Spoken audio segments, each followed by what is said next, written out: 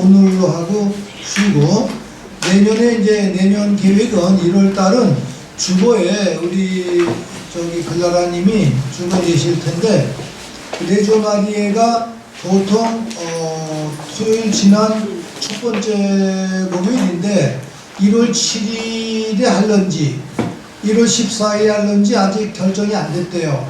그거는 이제 뭐 꼬미심을 하고 난 다음에 결정이 된다니까, 혹시 7일날 레조 마리에 꾸리알 하면 7일날 우리는 쉬고, 그럼 14, 21일, 28일, 2월 4일 그렇게 해서 이제 4번만 남았습니다. 이제 오늘 하고 나서 그 동안에 가능한 대로 예언서를 마감하고 시편과 지혜문학서 그냥 개괄적으로 설명을 드리면서 구약성서 가능하면 이제 구약성서를 이렇게 마감하는 걸로 그렇게 계획을 잡고 있습니다. 이제 그래서 오늘 가능하면 호세아 예언서와 이사야 예언서, 사실은 1부 39장까지 하는 게 맞긴 한데, 뭐 2부 3부 내용도 그 바빌론 유배 후의 성경이긴 하지만 같이 그냥 오늘 가능하면 다루도록 하겠습니다. 이제 짧은 기도하고 시작하죠. 성부와 성자와 성령의 이름으로 아멘. 하나님, 12월 대림절 첫 주간에 와 있습니다. 또 오늘 전교의 주보이신 프란치스코 사베리오 성인 축일이기도 합니다. 모두 주님을 기다리는 마음과 함께 프란치스코 성인과 같이 선교의 사도가 되도록 함께 생각하며 성서를 읽고 묵상합니다.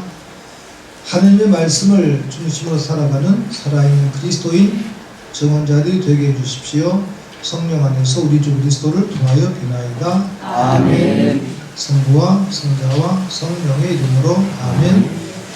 이제 호세아 예언서인데 조금 그 배경을 설명해 드리면, 지난번에 이제 예언에 대한 일반적인 예언서에 관한 개괄적인 것을 설명해 드렸고, 첫 번째로 아모스 예언서를 봤어요.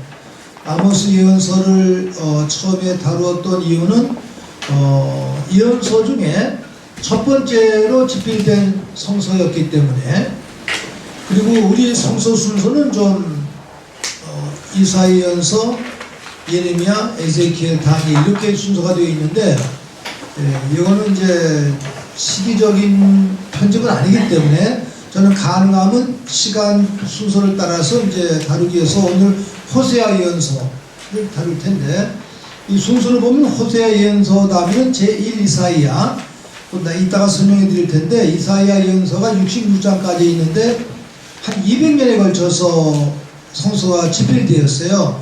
그래서 39장까지, 55장까지, 66장까지 이렇게 나누는데, 편의상 제2이사야는 바빌론 유배 생활 이후의 작품이기 때문에 나중에 다뤄야 되는데, 요새가 대림절이기도 하고 또 대림절 때 이사야 예언서를 주로 독서로 읽기 때문에 오늘 가능하면 이사야 예언서를 다 다루겠습니다. 그 다음에 이제 미가 예언서, 소포니아 예언서, 나훔 예언서, 하박국 예언서, 예레미야 예언서, 이렇게가 유배 전의 예언서들이에요. 바빌론 유배입니다. 제가 유배 그럴 때는 기원전 587년을 기점으로 예루살렘이 완전히 바빌론에서 함락되던 해, 587년으로 얘기하고, 1차 침략받은 해는 기원전 609년이에요. 그러니까 이제 그 연도를 늘 머리에 두셔야 됩니다. 그러니까 우리 식으로 하면 이제 기원전이 한 2600년 전인데, 우리는 이제 서기로 항상 중심하니까 기원전 이렇게 얘기를 하죠. 기원전 1000년이 다윗이 등극한 때입니다. 그러니까 왜 그렇죠? 또 다윗이 40년, 솔로몬이 40년. 그래서 기원전 920년에 솔로몬이 죽자 나라가 남북으로 갈라집니다. 늘 그걸 염두에 두셔야 돼요. 그리고 나서 나라가 갈라지니까 북쪽은 이스라엘 왕국이고 남쪽은 유다 왕국인데, 유다는 단일 왕국, 다윗 후손들이 쭉 이어지는 단일 왕국인데, 비해서 북쪽 이스라엘 왕국은 계속 반란이 일어나는 거예요. 그러니까 한 왕조가 있지 않고 누가 죽이고 또 왕이 되고 또 죽이고 왕이 되고 계속해서 변화가 됩니다. 근데 구약은 구약 나름대로 이 북왕국은 남쪽으로 예루살렘 자꾸만 가니까 우리도 지금 남북이 갈라지면 서로 정적으로 이제 통제를 하잖아요. 똑같아요.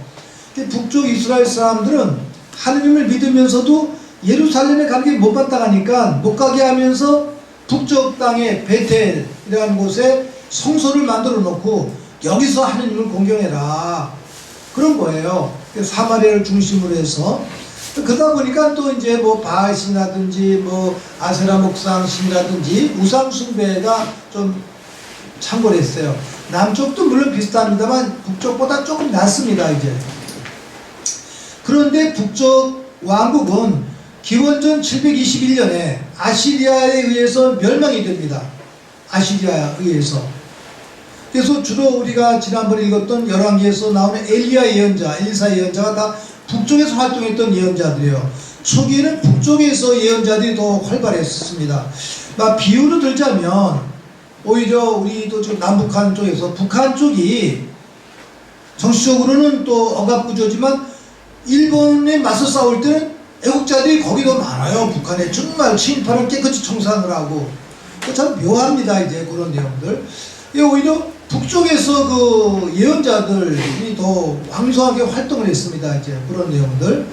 그런데 이제 기원전 721년에 북쪽의 큰 나라 아시리아가 남쪽으로 쳐들어와서 북쪽 땅을 점령해버린 거예요. 북쪽 이스라엘이 망합니다. 이제 그걸 염두에 두시는데 망하기 직전의 상황입니다.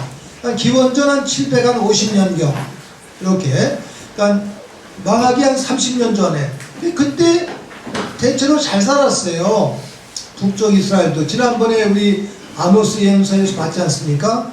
그 바산의 암소들아 상하 침대에 놓고 여러분들 상하 침대에서 이렇게 주무신 분 계세요? 상하 침대에서 우리 지금 강남에 있는 여자들에도 상하 침대에서는 못 잤을 거야 아마. 그러니까 우리가 있는 지금 이제 아마 지금 예언자가 하셨니 압구정동 이 대치동의 암소들아 이런 문제에서 쓰셨을 거예요. 이렇게 그런 내용들인데 이제 그런 내용들을 이제 아모스가 강하게 이제 여기 마주 꾸짖었죠. 그런 내용들. 근데 가장 중요한 게 정의를 세워라. 불의를 퇴치해야 된다. 이게 핵심이지 않습니까? 이제 그런 내용들. 그리고 이제 이사야서에 또 나옵니다만 이 구약성서의 가장 중요한 것은 고아와 과부를 돌보아 주어라. 고아와 과부는 약자들의 대명사예요. 그 가부장시대 때 남편이 돌아가시면 그 부인은 의지할 곳이 없잖아요. 그래서 공동체가 돌봐야 된다. 또 과부인 경우에 남편을 잃으신 분들 또 부모님 돌아가신 고아들 돌봐야 되겠죠. 이제 그래서 과부와 고아는 어떤 의미에서 약자들의 대명사. 예언자들은 그분들을 잘 돌보라고 구약성서 전체가 강조하고 있습니다. 이제 그런 맥락을 염두에 둬야 되는데 호세아서 그 첫 줄만 1절만 우선 한번 읽어보겠습니다. 1절 유다 임금 우치야, 요탐, 아하스, 히스기야 시대에 그리고 이스라엘 임금 여호아스의 아들 예로보암 시대에 부엘의 아들 호세아에게 내린 주님의 말씀. 이 시기를 가리킵니다. 남쪽 유다 임금은 우찌야, 요탐, 아하스, 히스기야. 이때가 이스라엘 예언자, 이사야 예언자가 활동했던 시대예요. 요 네 명의 왕이 이따가 본 이사야 예언자 시대 때 제가 다시 설명을 또 해드릴게요. 대체적으로 그 시기는 기원전 이제 783년서부터인데 뭐 쉽게 750년부터 한 700년경 사이 한 4, 50년 시대로 우리가 보면 좋겠습니다. 이제 그때인데 남쪽은 그런 시대고 북쪽 임금은 이스라엘 임금 여호아스의 아들 예로보암도 좀 우상 숭배하고 잘못한 왕이에요. 그 시대에 부엘의 아들 호세아에게 내린 말씀. 호세아는 예언자죠. 예언자에게 내린 말씀. 호세아가 흔한 이름이기 때문에 호세아라는 왕도 있습니다. 이제 그래서 호세아라는 왕도 또 예언자와 이렇게 우리가 구별할 필요가 있겠죠. 시대적인 배경인데 이 시대의 배경은 북쪽에 아시리아 큰 나라가 생겼어요. 큰 나라가 남쪽으로 막 쳐들어오기 직전입니다. 이제 그럼 위태롭잖아요. 우리도 뭐 러시아라든지 중국이라든지 뭐 또 일본 뭐 큰 나라 주변에 있으니까 쉽지는 않지 않습니까? 이제 그런 상황인데, 그때 북쪽 왕국은 또 남쪽은 자꾸만 침입을 하는 거예요. 우리도 남북 관계가 좋지 않듯이. 그런데 혼자 침입하기 어려가 바로 북쪽에 시리아 나라 있어요. 지금 그 IS 때문에 막 힘을 하는 시리아 그 나라입니다. 그 나라와 힘을 합해서 유다를 막 공격하려고 그러는 거예요. 그게 이제 이사야 예언서에 나오는 거예요. 그건 나중에 말씀드릴 텐데. 그럴 텐데 그 남쪽의 유다는 불안하니까 더 큰 나라 북쪽 아시리아와 동맹을 맺으려는 거예요. 그러니까 예언자 이사야가 그걸 막 꾸짖는 겁니다. 이제 그런 정치적인 상황을 염두에 두셔야지 이 말씀을 이해하실 수 있습니다. 이제 그러한 때인데, 북쪽 이스라엘은 그렇게 한 50년 동안에 무려 왕이 20년 사이에 무려 왕이 6명이나 바뀌는 거예요. 막 2년 만에 3년 만에 막 죽이고 막 계속해서 얼마나 불안합니까 이제. 그래서 정치적으로 좀 불안했던 때예요. 이런 때 이제 호세아 예언자가 이제 활동을 하셨었는데, 그때 이제 북쪽의 아시리아의 임금이 남쪽으로 막 쳐들어오기 직전의 그러한 상황입니다. 이제 정치적으로 혼란했던 그러한 시대니까 좀 가치관도 흔들리고 이게 정말 나란가 한 그러한 정도에서 이제 예언자 호세아가 말씀을 이렇게 드리는데, 전체적인 내용은 이런 겁니다. 상징적인 내용인데, 호세아 예언자는 그 이스라엘 민족들을 막 죄녀, 창녀에 비유하는 거예요. 그러니까 하느님을 버리고 다른 신을 따라간다. 이건 있을 수가 없는 일이 아니야. 그래서 이제 호세아 예언자를 교육시키기 위해서 하느님께서, 또는 백성들을 교육시키기 위해서, 야, 너 길가에 가서 길가의 여인을 데려다 살아라. 잘 목욕시키고 이제 또 꾸미고 나서 같이 살아라. 근데 이 여인이 자꾸만 과거에 잘못된 대로 가려 하는 거예요. 그럼 두 번, 세 번 배신을 느끼는 거잖아요. 그런 예화를 통해서 하느님이 해주시고 싶어 하신 말씀은, 예언자를 통해서 이스라엘은 그를 못 파는 여인과 똑같다. 그 과거에 저지른 죄를 다 묻지 않고 우리 하느님과 이스라엘 백성이 결혼한 사이인데, 이 백성은 자꾸 과거의 잘못된 삶으로 되돌아가는 것이다. 이렇게 무섭게 꾸짖고 있습니다. 이제 그런 내용들.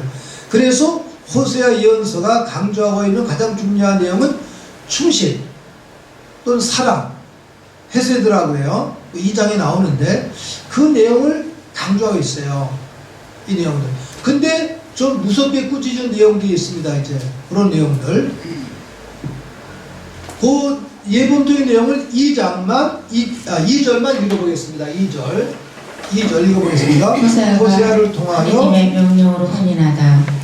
호세아를 통하여 주님께서 하신 말씀의 시작. 주님께서 호세아에게 말씀하셨다. 너는 가서 장녀와 장녀의 자식들을 맞아들여라. 이 나라가 주님에게 등을 돌리고 마구 장녀 짓을 하고 있느니라. 더블리암의 딸 고메리를 아내로 맞아들였다. 그 여자가 임신하여 그에게 아들을 낳아주자 주님께서 호세아에게 말씀하셨다. 그의 이름을 이즈레엘이라고 하여라. 머지않아 나는 이즈레엘이 그에 대한 책임을 물어 예후 집안을 벌하고 이스라엘 집안의 왕조를 없애버리리라.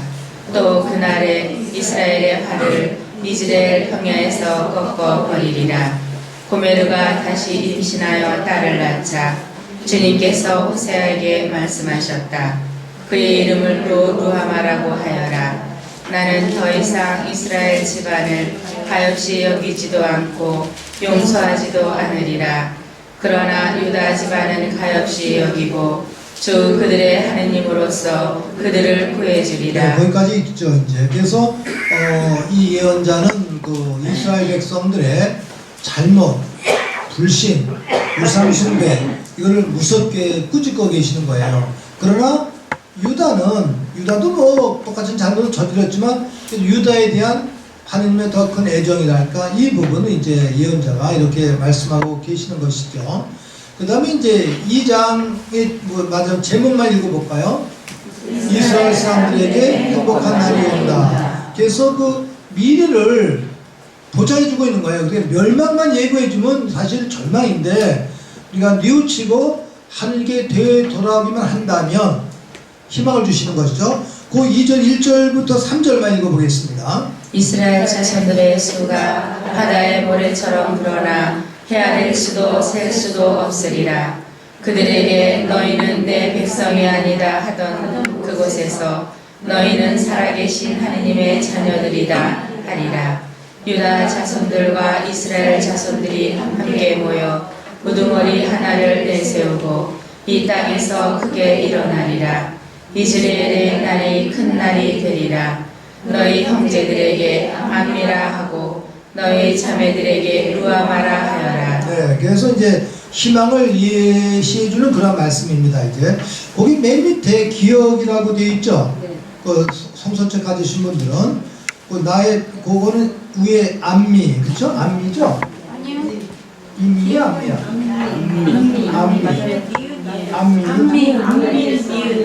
네, 맞습니다. 맞아요. 암미가 기억 아니야? 기억이 맞아요. 왜 이러지? 암미가 뭐예요? 네, 맞아요. 위에 거는 그냥 아래 빗장이 아니라고. 어떤 게 니온이에요? 밑에 2장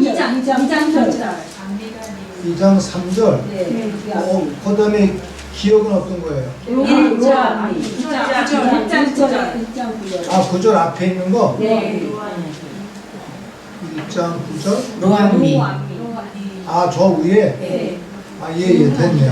거기 그래서 이제 너의 형제들에게 암미라고 하고, 그래서 이제 형제자매 하느님께서 이렇게 부르신다는 그러한 식의 의미 등, 그래서 여기는 희망에 대한 예고. 항상 야단만 치면은 절망이잖아요. 희망에 대한 메시지가 즉시 그 뒤에 나오네요.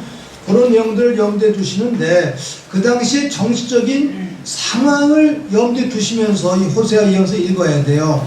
지금 이스라엘 나라가 멸망하기 한 30년 전에 극도의 혼란에 빠졌던 때에 또 왕들도 불신에 빠지고 우상숭에 빠졌던 그 백성들과 사제들을 꾸짖고 계시는 그러한 식의 내용들입니다. 그래서 배신한 이스라엘들을 고발하는 그러한 내용들이 될 수가 있겠죠.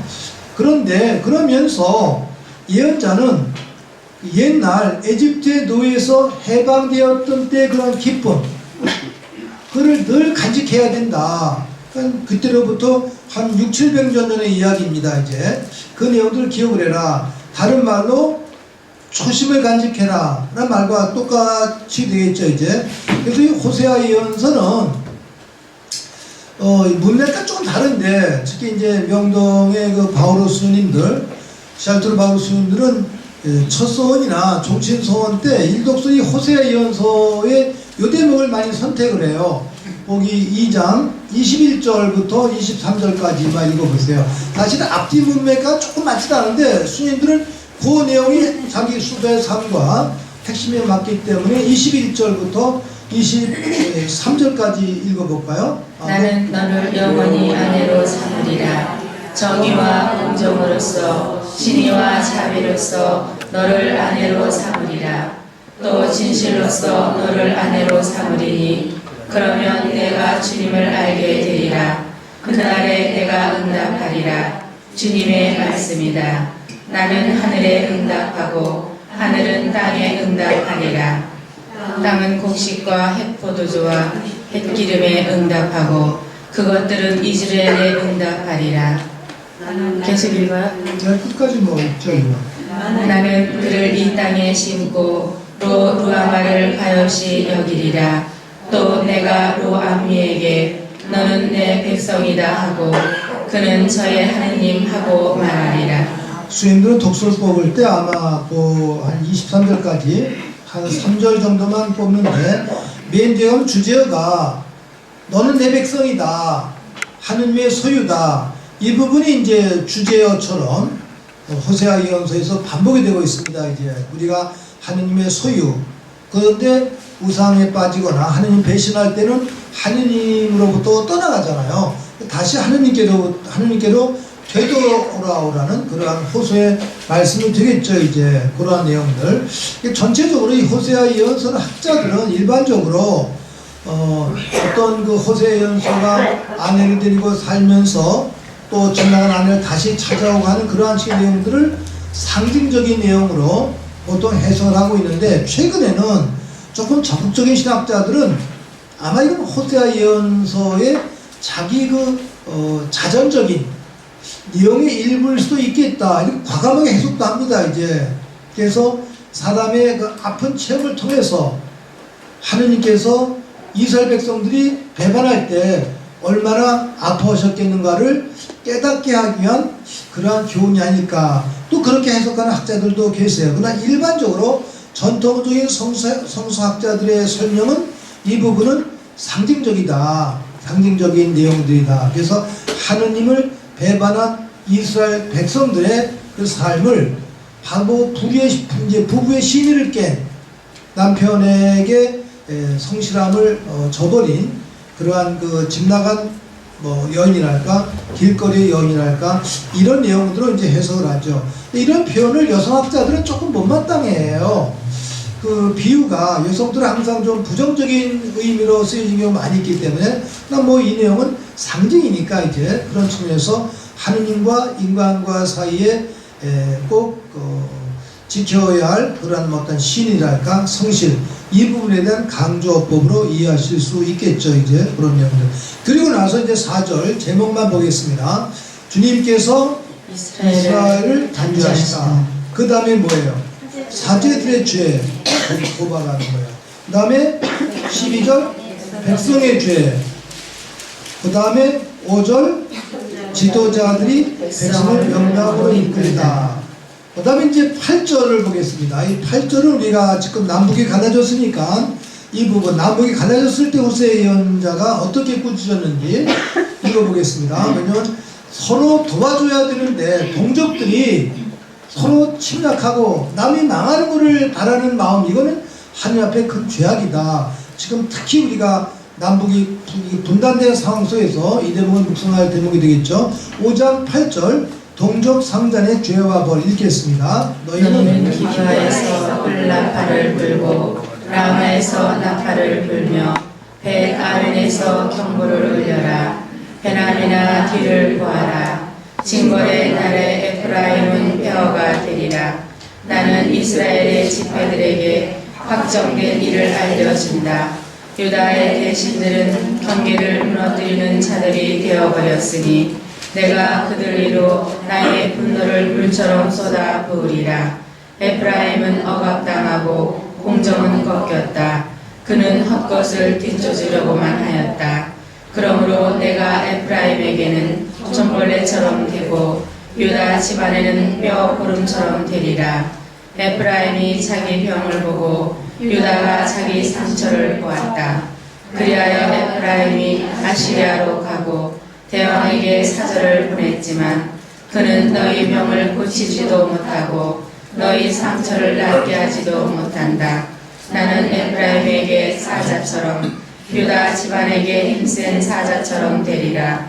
바로 내가 잡아 찢어가고 물어가면 아무도 빼내지 못하리라. 네, 그 다음까지 15절까지.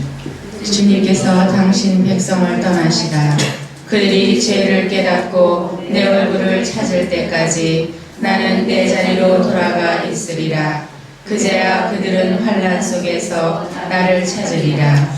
네, 요 예언자의 이러한 이야기들, 이제 성서는 아시리아 침략 이전 상황에서 이렇게 기술이 되었습니다만 아시리아에서 멸망된 상황을 또 성서가 묘사할 때도 있어요. 이 부분은 이제 후대 편집자가 조금 더 보완한 그러한 내용들이기도 합니다. 이제 그러한 내용들.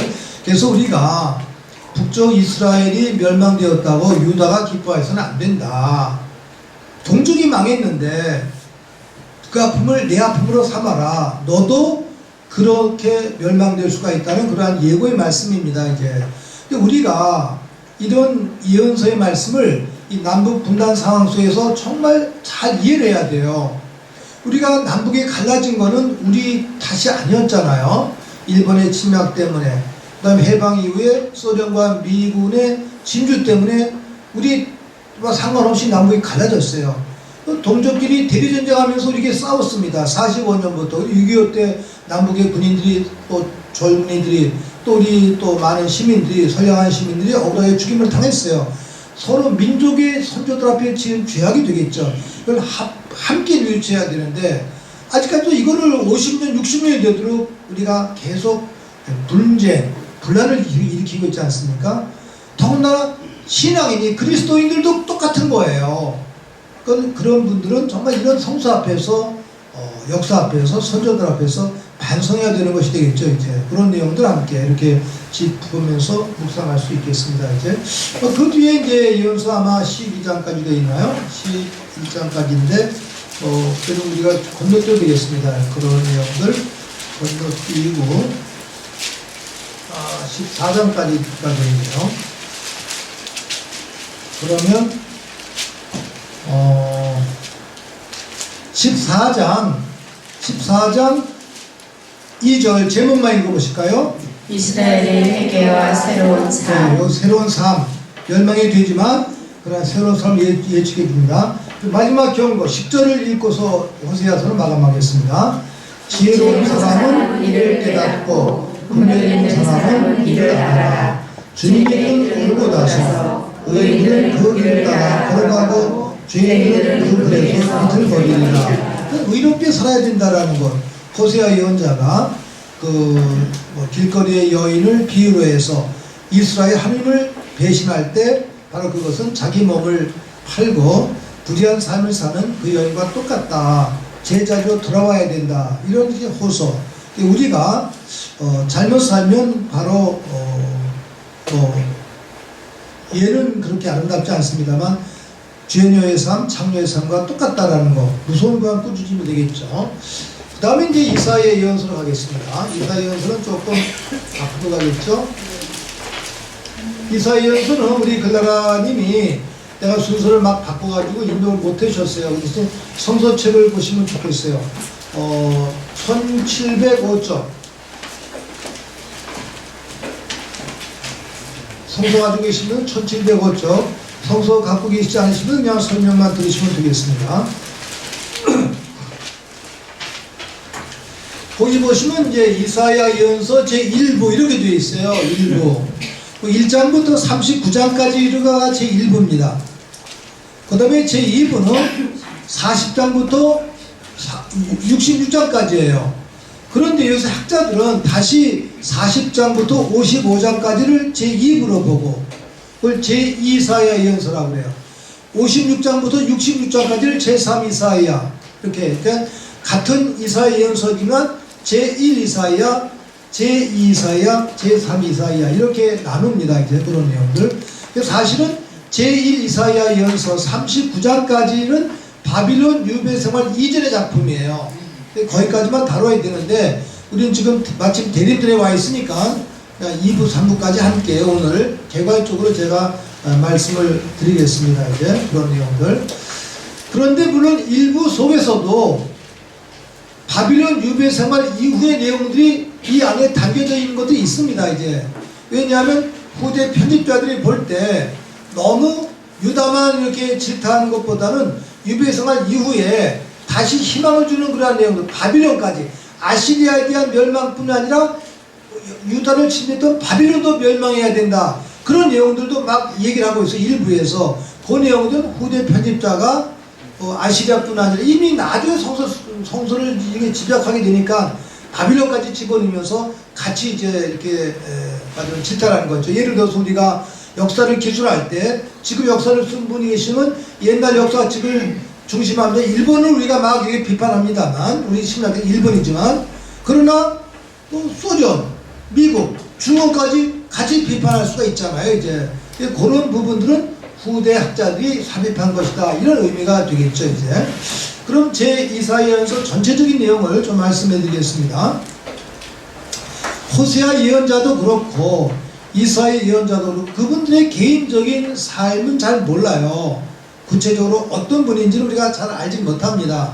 성서에 나온 대로 우리가 짐작을 할 뿐인데, 다만 이사야 예언자는 이제 남쪽 유다인이에요. 유다 시민입니다. 이제 호세아 예언자와 아모스 예언자는 북쪽 이스라엘에서, 아모스는 남쪽에서 북쪽에서 활동했던 예언자고, 호세아 예언자는 북쪽에서 활동했던 예언자인데, 이분은 이사야 예언자는 유다 시민으로서 아까 말씀드린 대로 우찌야, 요탐, 아하스, 히스기야 기원전 783년부터 또 687년까지 무려 한 100여 년 동안, 전체적으로 왕만 따지면 한 6, 70년 동안 활동했던 그러한 예언자가 되겠습니다. 이제 이사야 예언자는 그 이사야에서 6장 1절에 나오는 증인대로 보통 우찌야 예언자가 죽을 쯤에서, 그러니까 사실상 요탐 예언자부터 적극적으로 활동했던 예언자라는 거죠. 그럼 기원전 한 750년경서부터 이제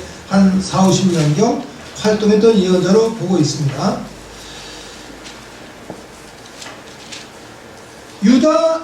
유다도 북쪽 아시리아에서 북쪽 이스라엘이 멸망할, 좀 침략당할 쯤에서 좀 하락의 길을 걷고 있었어요. 아주 번성한 길을 걷다가 조금 경제적으로 정치적으로 어려운 때였었는데, 북왕조 이스라엘의 멸망에 가까워졌던 때에도 유다도 좀 불안했었습니다. 이제 그래서 이때 이 남쪽 유다는 영적으로도 물론이지만 정치적으로도 큰 위기였어요. 근데 정치적인 위기보다 더 심각한 것은 하나님께 대한 신앙이 흐려졌다. 북과 남이 사실 똑같은 거예요. 저도 아까 이제 성서 공부를 이렇게 또 공부하면서 이게 상황과 똑같은 거예요. 이게 제가 50년 전에 신학생 때 배웠던 그 내용과 지금 50년 뒤에 또 성서 준비하면서 또 우리나라를 좀 우리가 되돌아볼 때 이 지금 남한이나 북한이나 똑같은 거예요. 제가 76년에 이제 유신헌법에 의해서 재판을 받을 때 저는 법정을 잘 몰랐잖아요. 법정에서 뭐 무슨 얘기를 해야 되나 이러고, 근데 재판을 보니까 뭐 막 잡담하고 막 그러는 거예요. 법정에서. 야, 이게 무슨 재판인가 이러고 있는데, 김대중 씨가 이제 정치인이니까 얘기를 잘하잖아요. 아침 10시에 재판이 시작되면 저녁 10시까지 재판하는데 혼자서 재판을 하는 거예요. 우리는 가만히 옆에 앉아있으니까, 공법이니까 가만히 앉아만 있어 그냥. 근데 변호사가 질문할 때 민주주의는 어떻게 생각합니까? 그럼 1시간 강의합니다. 쫙 그냥. 유신헌법에 대해서 어떻게 생각합니까? 그럼 또 1시간. 긴급조치는 뭡니까? 또 1시간. 남과 북은 뭡니까? 이러면서 정치 강의를 하는 거예요. 그래서 야, 이게 재판인가? 쇼 같은데. 그 이제 막 북쪽을 이제 검사들이 막 야단치잖아요. 그 독재인데 거기와 우리를 비교하냐? 이렇게 막 야단친 거예요. 김대중 씨. 김대중 씨 대답이 명답을 하는 거예요. 북쪽은 프로 독재고 남쪽은 아마추어 독재다. 이렇게 얘기하더라고. 근데 그게 또 재밌잖아. 아, 근데 또 프로가 있고 아마추어가 있잖아. 저긴 프로야. 여긴 아마추어야. 이렇게 얘기를 하더라고요. 그래서 앉아있으면서 재밌는 거예요. 근데 그런 게 뒤를 떠리면서 북쪽과 남쪽이 지금 똑같잖아요. 지금. 아니, 저 북쪽의 김정은이와 지금 박근혜가 뭐가 달라요? 똑같아요. 근데 참 이렇게 보면서 슬픈 거예요, 이제. 근데 저기서 정적들을 막 죽이는 거나, 여기서 정적들 죽이는 거나, 저기서 부정부패 하는 거나, 여기서 부정부패 하는 거나 똑같아요. 오늘도 어저께 밤에 예산이 통과됐다고 그러는데, 이제는 그게 386, 외기도 좋게 386조야. 386조. 그래서 혼자서 외국도 좋네. 386, 386. 이러면서 제가 386조에 4천억 원이래요. 근데 심사도 안 하고 떼거지로 통과가 된 거예요. 이렇게 보면서 야, 저런 나도동 놈들이 저거를 심의하고 통과시키니 정말 한심하구나. 그런데 우리는 그래도 그런 형식이 하나 있지. 저게 김정은이 혼자서 오면 다 하면 돼 그냥. 나 사실은 똑같아요. 뭐 우리끼리 할 때 뭐 개낀 도낀 그런 식으로 북쪽이나 여기나 똑같습니다 이제. 그러니까 제가 북쪽에 가서 얘기할 때 이 북쪽이 독재입니다 그러면 그냥 힘이 확 쏴요 그분들이. 그럼 제가 얼른 근데 가톨릭도 독재입니다. 내가 얼른 그런다고. 그러면 가만히 있어요 이제. 북쪽과 가톨릭은 한 짝입니다. 그럼 이렇게 들어요. 저는 신학으로 끌고 와야 되니까. 근데 남쪽은 여러분들 보기 금방 막 우리 다원주의 사회잖아요. 근데 남쪽은 개신교 유형입니다. 개신교는 분열되어 있잖아요. 얼마나 복잡해 지저분하고. 그런데 그 개신교가 가톨릭을 대항할 때는 땅 쳐요. 그냥 무섭게 뭉칩니다. 못 당해요. 그래서 여러분이 남쪽을 우습게 보지만 북쪽을 대항할 때 딱딱 또 이렇게 하면 뭉친다. 이걸 알아야 된다. 그러면 가만히 듣고 있어요. 저는 이제 그분들 대화할 때 신학으로 끌고 오는 거예요. 신학으로 끌고 오면은 나를 처벌할 수는 없잖아. 이제 내가 신부니까 이제 그런 식으로 하면서 이렇게 예를 듭니다. 이제 그런 식의 내용인데 어쨌든 이제 남북이 갈라진 상황 속에서 이 이사야 예언자의 말씀을 이렇게 들으면은 좀 부끄러워요. 부끄럽고 저도 좀 가슴이 아파요. 근데 오늘도 뭐 전화가 사방에서 오는 거예요. 지금 이제 세월호 참사 어제 학생들 한 280여 명, 304명인가 돌아가셨지만 일반 시민 빼면 학생들은 아마 280여 명인가 봐요. 학생들에 대한 그 이야기를 다 또 작가들이 또 썼대요. 그래서 2월달 졸업식 때 그걸 증정하는 걸로 해서 그 책을 만들었다 그러면서 이번에 그 학생들이 다 이제 그 수능고사 본 학생들이에요. 그러니까 본 학생들이 그 학생 못 봤잖아요. 부모들 아파하는데. 그래서 이제 교황님한테 한 2줄이라도 뭐 좀 이렇게 받고 싶다고 대표 작가가 전화 왔어요. 그럼 교황대사관에 신청을 해봐라. 통역한 뭐 예수의 시민님한테도 알아봐라. 뭐 이러고 이제 대화를 이렇게 나누었었는데, 그 내용을 들으면서도 저도 이렇게, 야, 저 이렇게 280여 명이 죽었는데도, 작년엔 뭐 박근혜가 뭐 울기도 하고 뭐 근데 다 그게 사기 거짓말이니까 다 드러나잖아요. 이럴 수 있느냐. 또 이번에 뭐 평화 뭐 또 집회 지난번에 했던 거 못한다고 그러다가 오늘 이제 서울시에서 서울시청 광장을 허락을 했대요. 그러니까 경찰은 불허했지만 시청에서 허락을 하니까 또 안 해줄 수도 없고. 여기서 이제 모인 다음에 끝나고 서울대학 그 우리 백남기 임마누엘 농민한테 쾌유를 비는 행진을 하겠다고 뭐 그렇게 했다고 이렇게 뉴스에 저녁 뉴스를 보고 나왔습니다. 이제 여기 보면서 이게 헌법도 안 지키는 사람들이 바로 대통령이라는 사람서부터 대법원, 검사, 판사, 경찰 이런 사람들이거든. 법을 안 지키는 사람들이. 우리가 뭐 무슨 법을 안 지켜요. 그 다음에 그 지난번에 말씀드렸습니다만 그 87년에 그 이한열이는 연세대학교에서 치료탄 맞았을 때 그 경찰이 우연하게 쏜 치료탄에 가서 맞은 거예요. 정조준한 게 아닌 거예요. 막 쐈는데 그게 그 사람이 이제 맞아가지고 이제 사망을 한 건데 이번에는 눈에 보이게 정조준 했거든. 그러니까 이건 살인행위라는 거죠. 근데 이거를 얘기도 안 하고 막 그냥 이제 왜곡을 시키는 거야 이제. 그래서 보면서 참 슬퍼요.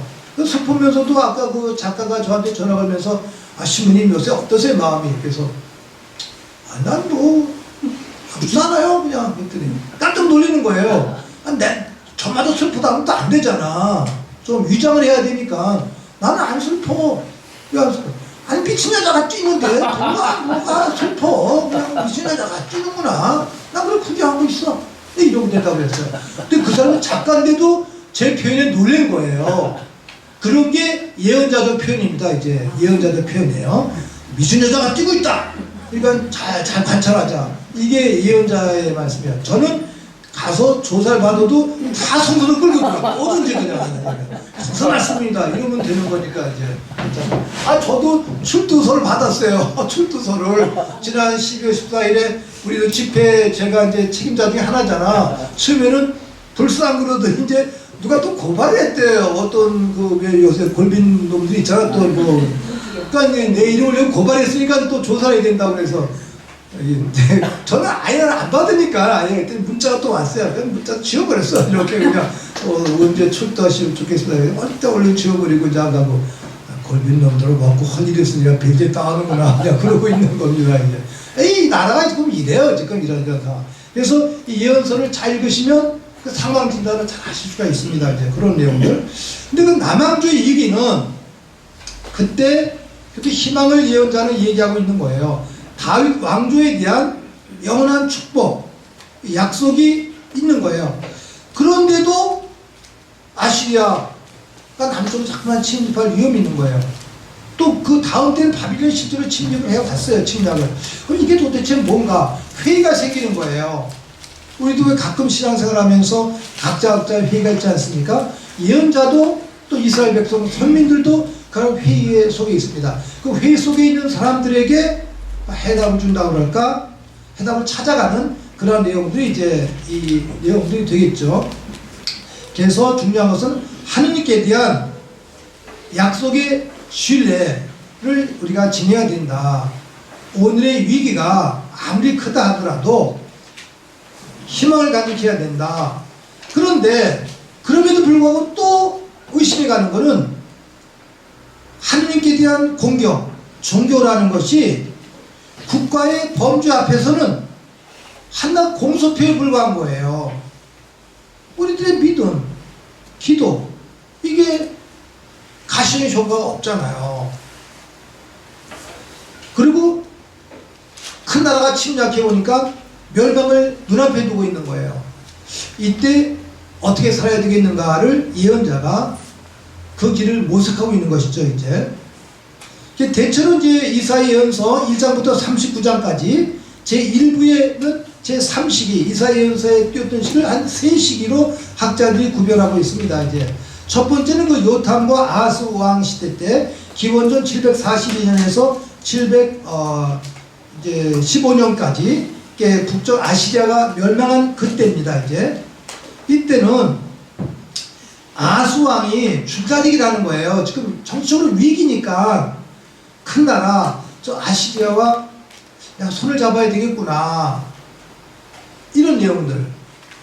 그 다음에 시리아와 이스라엘 연대를 하고 있어요. 우리가 남북이 싸우면서 북쪽은 뭐 중공에 기대고 우리는 일본과 미국이 기대는 거 이런 거와 똑같은 겁니다. 이제 4대국의 강대국에 기대지 말고 하느님께 신뢰해라. 이게 이사야 예언자의 핵심입니다. 이제 그 내용이 바로 우리 이사야서 7장 14절 보라 동정녀가 잉태하여 아들 낳으리니 그 이름을 임마누엘 하리라 하신 그 말씀이 그런 맥락에서 나오는 거예요. 그건 제가 이따 따로 말씀해 드릴게요. 이게 우리 성탄의 마태복음 1장 23절로 다시 인용이 되고 있습니다. 이제 그러한 내용들. 그래서 요 대목을 염두에 두실 필요가 있고, 두 번째는 그 다음에 히스기야 시대 북왕조 이스라엘 멸망한 다음에 687년까지 아시리아가 실제로 남쪽으로 막 공격해 오는 거예요.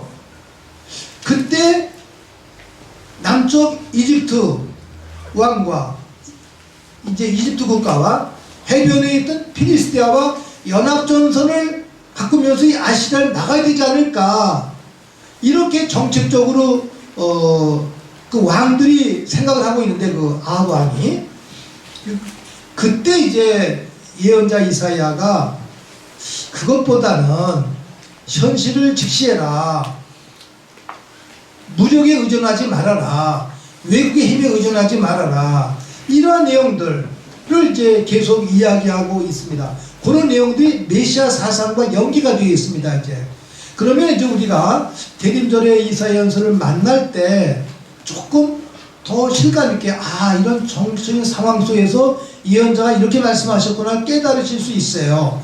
세 번째 시기는 이제 705년에 이제 사르곤 그 북쪽의 아시리아 왕이 이제 죽은 다음에 그 아들 사네립, 우리 성경에도 사네립이라는 이름이 많이 나와요. 사네립이 막 남쪽으로 쳐들어올 그러한 당시 속의 위기 속에서 형성됐던 그러한 정책인 구조입니다. 이제 여기까지 이제 끝나는 겁니다. 일부 39장까지는. 그리고 40장서부터는 바빌론 유배 생활 이후에 쓰여진 성경이에요. 이게 문체가 다릅니다. 문체가 좀 다르고 딸막딸막 힘이 있어요. 여기 창조주 하느님을 강조합니다. 해방의 하느님을 강조해요. 그 다음에 기쁨과 위로를 강조하고 있습니다. 그리고 유명한 내용은 우리가 사순절 때 늘 만났던 내용들, 야훼 종의 4개 노래, 42장부터 나오는 4개 노래가 나와 있습니다. 이제 그런 내용들. 그 다음에 이제 55장 이후서부터 페르시아 시대 때 그 바빌론 유배 이후에 생겨난 그러한 때의 내용이 되고 있습니다. 이제 종교적인 메시지는 하느님의 영광, 우리 모두가 그 증언자다. 그리고 하느님 약속은 언제나 꼭 이루어진다. 하느님 말씀의 힘, 이사야 예언자의 주제어는 하느님 말씀의 힘은 아주 강력하다. 그 어떠한 것보다 강하다. 그러면서 그분이 바로 하늘과 땅 우주 만물을 창조하신 하느님이시다. 창조주 하느님께로의 신앙 고백으로 귀의가 됩니다. 이제 그래서 제1 이사야 예언자는 해방의 하느님과 함께 창조주 하느님을 고백하는 그러한 내용으로 귀결되어 있다는 측면. 이 내용은 우리가 이제 나이가 들어서 되면 이제 저도 이제 생애 후반기에 와 있잖아요. 오늘도 제가 80 되신 분들 2분을 만났는데 그분들은 서울대학교에 이제 동창들이었어요. 한 1년생 차이였는데 2분이 또 사돈이 되었어요. 그러니까 이제 팔손잔치를 했다 그러면서 얘기를 하는데 또 한 분은 불교 신자예요. 그분이 어느 학교 이사장인데 성이 무슨 칠신가 그런데 이제 아주 재밌는 분인데 45년 이후에 대구 분이에요. 대구에서 사시다가 그때 이제 그 프랑스 주기님들하고 그 시민들을 만났대, 학생 때. 그러니까 그분이 한 뭐 10살, 11살 때인데 노주교님을 거기서 또 봤다는 거예요. 근데 그 11살 때 그 노주교님의 관상이 이건 친파다. 이래 되는 거예요. 근데 실제로 그게 그냥 30년대 말부터. 근데 어렸을 때 11살 때 벌써 그 타종교 지도자인데 지도자들 외경심이 없다는 얘기를 하는 거죠. 깜짝 놀랐어요. 그런데 그때 이제 미군이 막 들어왔잖아요. 근데 자기는 미군들이 그때 들어오면 45년 이후에 해방돼서 막 들어왔는데 뭐 이렇게 뭡니까 과자 레이션 박스를 막 뿌려대기래. 자기는 한 번도 그걸 주운 적이 없대요. 그래서 나가 운이 없구나. 근데 친구들이 한 박스 주워오면 딱 준다는 거예요, 그거를. 그래서 나도 좀 달라 그랬더니 내가 듣고도 웃어. 한 놈이 괴짜가 좋은 건 안 주고 그냥 쓴 거 커피 이걸 준 거야. 그냥 오늘도 커피를 좀 달라고 그러니 이 사람이 자기 쓴 거 달래니까 쓴 거 아주 쓴 거 2번 그냥 쫙 줬어요. 그걸 막 마셔요 그냥. 선생님 웃으면서 선생님 어떻게 이렇게 막 마셔요 그랬더니 그냥 커피를 마시는 이유가 있다 그래요. 그때 친구가 그걸 주는데 하나 주더니 빨아먹으래 그걸. 그래서 까만 건데 너무 써. 그 사람이 친구들한테 이기려고 쓰다는 말 안 했어. 달다. 신기하잖아. 쓴데 막 다 되는 거야. 이상한 놈인데 참 있으니까 그 커피 맛이 나오더래요. 요 맛이구나. 그때 알았대. 11살 때 내가 그 말을 듣고 어떻게 웃어가지고 그걸 좀 쓰세요. 글을 좀 쓰세요 그랬어요. 그 친구들이 막 쓰다고 하는데 그거 싫으니까 일부러 이거 딱 하고 반대. 내가 가만히 보면서 그 인간의 마음 참 묘하다. 근데 그분은 대구 사람인데도 지금은 그냥 아주 저항적인 사람이에요. 정부 비판하고 대구에서 이제 지금은 서울 떠나 살고 있지만 그런 때문에 대구에서 선생님은 대구를 가세요. 지금 대구 가서 싸워야지 왜 서울에 와 있어. 내가 막 그랬어요. 대구가 지금 썩어가고 있는데 선생님 같은 분이 대구를 떠나면 돼요? 대구로 가세요. 했더니 지금 가면 내가 아는 놈이 하나도 어떤 살이니까 이제 그런 얘기를 하는데 내가 11살 때인데 항복하지 않기 위해서 그거를 그냥 쓴데도 그냥 눈 딱 감고 그냥 아주 달다고 그랬대. 달다고 그냥. 그래서 그렇게 해서 친구를 이겨냈다는 얘기를 하는 거예요. 내가 그랬더니 이분 참 독특한 분이다. 독특한 분이다. 여러분들 그 커피 쓴 거 마시고 달다 그럴 수 있어요? 그런 마음을 가져야 돼. 그게 순교자와 비슷한 마음이에요. 제가 아까 낮에 들으면서 막 웃었어요. 하도 웃어가지고 이분 참 개짜다. 그 어린 시절에 생생하게 기억을 합니다. 오늘 처음 만났는데 그 얘기를 해주는 거예요. 저런 심리가 잘 크면은 세상을 바꿀 수 있을 텐데 항복하지 않고 그거를 자기를 공격하는 사람들을 이겨내는 그러한 식의 마음까지 그런 내용들 이렇게 아까도 공부하면서 오후 내내 웃었어요. 제가 그런 내용들이 참 재밌는 것 같아요. 이제 재밌는 내용 그런 내용들. 그래서 창조주 하느님을 고백하는 그러한 내용들이 있고 그 다음에 중요한 건 아까 말씀대로 고난의 야훼의 종 고난받는 야훼 종의 그 이야기 4개 그리고 이따가 이제 종합을 해드리겠습니다. 제가 평소 때도 가끔 말씀해 드리는데 그런 내용들로서 우리가 이해할 수 있겠죠. 그럼 예본적인 규절만 몇 개 볼게요. 이사야서에서 보시면은 첫 번째 규절 2절부터 읽겠습니다. 1절은 아까와 똑같으니까 2절부터 3절 2절 3절만 읽어보겠습니다. 하늘아 이게 없으니까 성경 2절 3절 하늘아 들어라 땅아 귀를 기울여라 주님께서 말씀하시다 내가 아들들을 기르고 키웠더니 그들은 도리어 나를 거역하였다. 소도 죄인자를 알고 나귀도 제 죄인과 우유를 알거니만 이스라엘 알지 못하고 나의 백성 깨닫지 못하는구나. 보세요.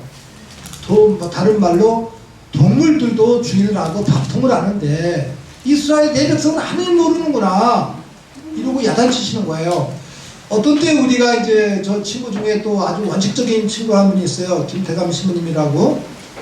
이분이 사람을 좀 비판할 때 아유 개만도 못한 놈 이러잖아요. 그러면 개에 대한 시비예요. 개만 같아라 이래야지. 개가 얼마나 주인한테 충실해요. 개는 대신하는 일이 없다는 거예요. 개만 같아라 이렇게 얘기를 하는 게 좋다는 거예요. 그래서 우리는 그런 기쁜 생각 없이 개만도 못한 놈 그러는데 개만도 못한 놈 개만 같으라는 거예요. 개만 같아. 개만 못한 거는 욕이 아니래요. 그런 내용들.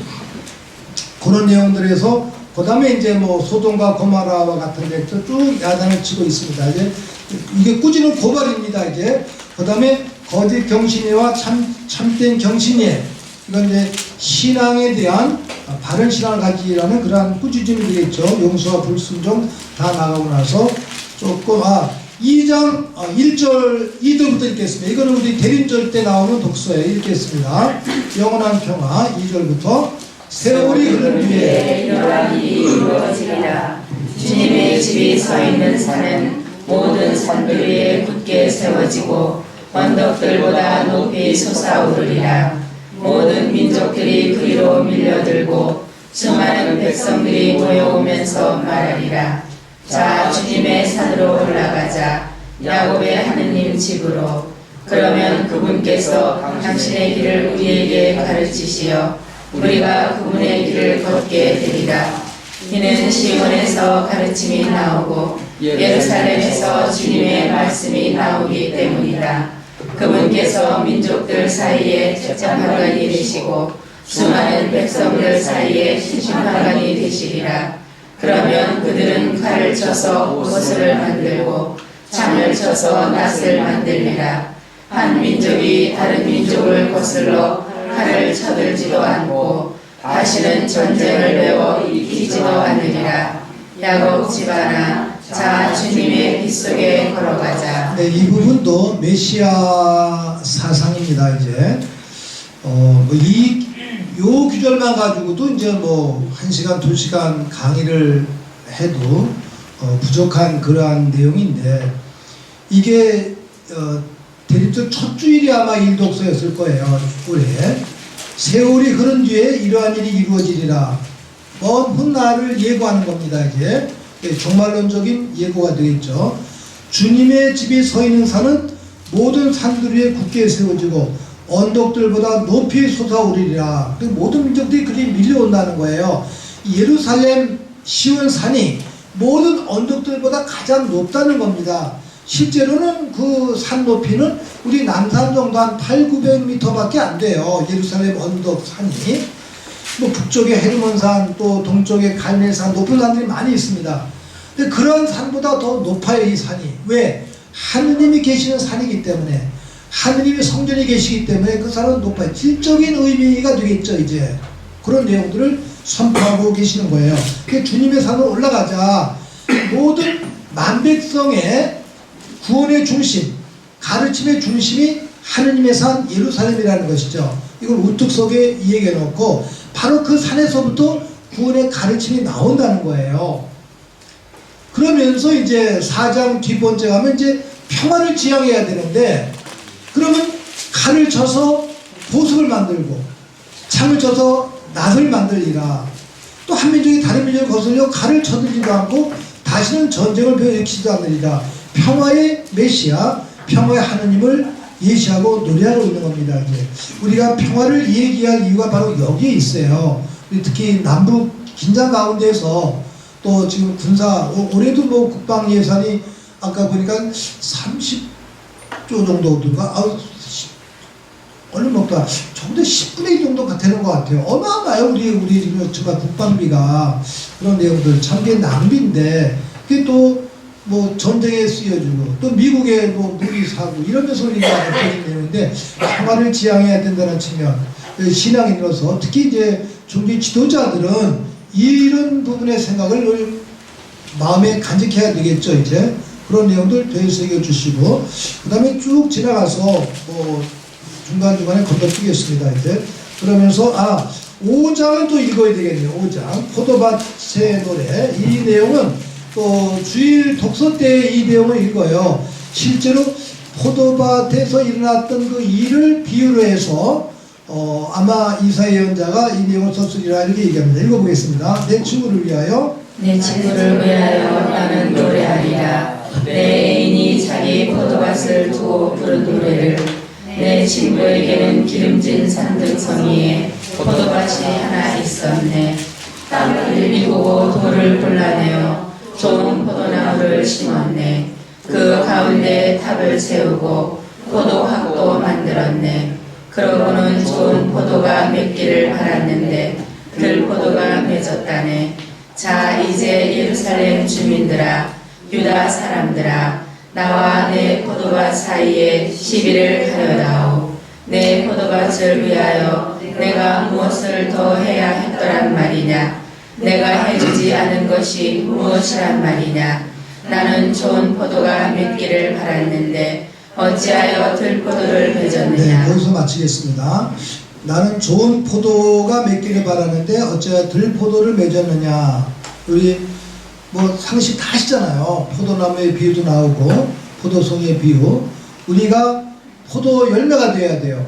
들포도를 맺고 있다는 것이죠. 이제 예언자의 그러한 꾸짖음, 유다 민족에 대한 그 우리 모두 각자 이런 내용들을 바라시고, 그 다음에 7절 읽어보겠습니다. 7절. 만군의 주님의 포도밭은 이스라엘 집안이요 유다 사람들은 그분께서 좋아하시는 나무라네. 그분께서는 공정을 바라셨는데 피 흘림이 웬 말이냐? 정의를 바라셨는데 불구심이 웬 말이냐? 우리 시대에 그대로 해당되는 적용되는 그런 말씀이 되겠죠. 그런 내용들이고, 그 다음에 네, 7장으로 가겠습니다. 7장.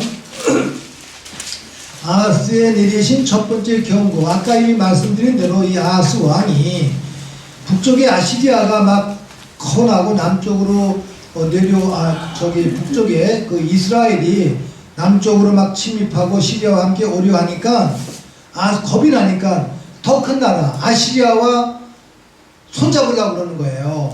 예언자가 찾아가서 그러지 말고 국권, 정치, 큰 나라에 기대지 말고 하느님께 기대십시오.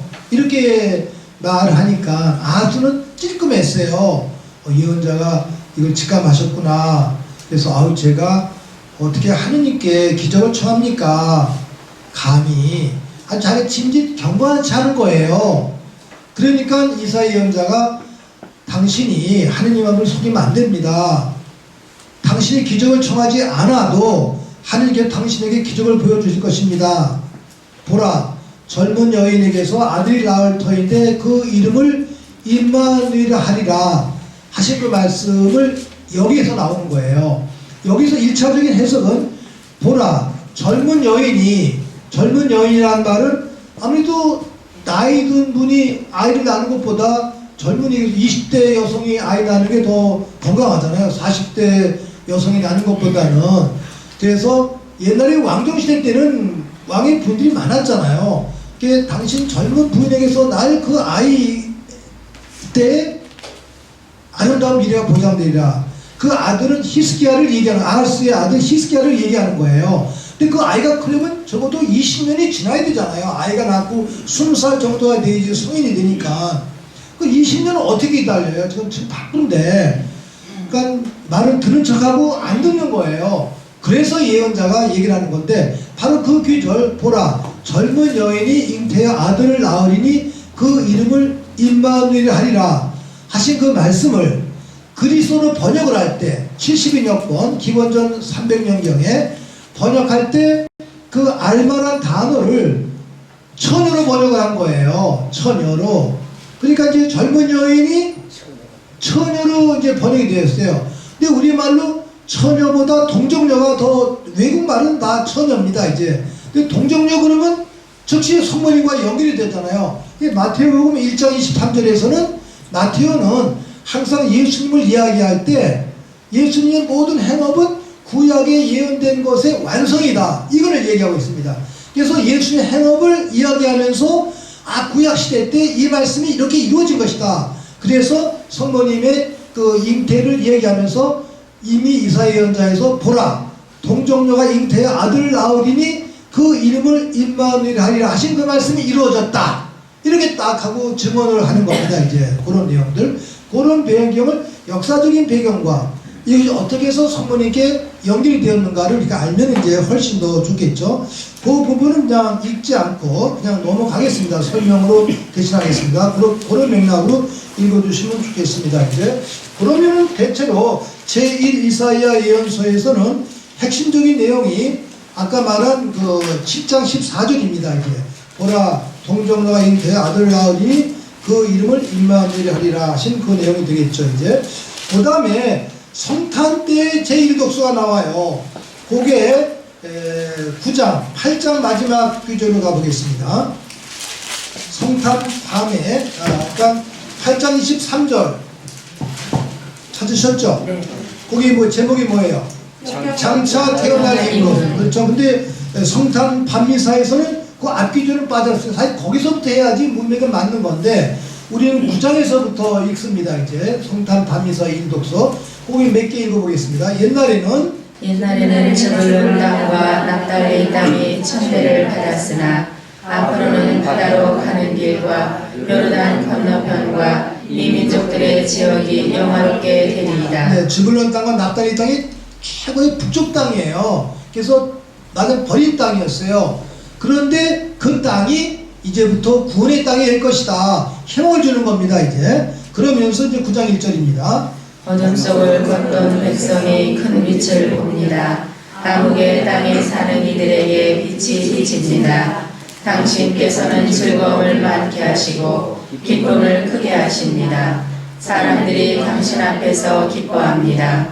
수확할 때 기뻐하듯 전리품을 나눌 때 즐거워하듯 정녕 당신께서는 그들이 짊어진 홍해와 어깨에 맨 장대와 구역 감독관의 몽둥이를 미디안을 치신 그날처럼 부수십니다.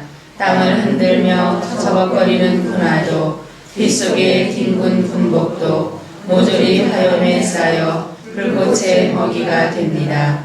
우리에게 한 아기가 태어났고 우리에게 한 아들이 주어졌습니다.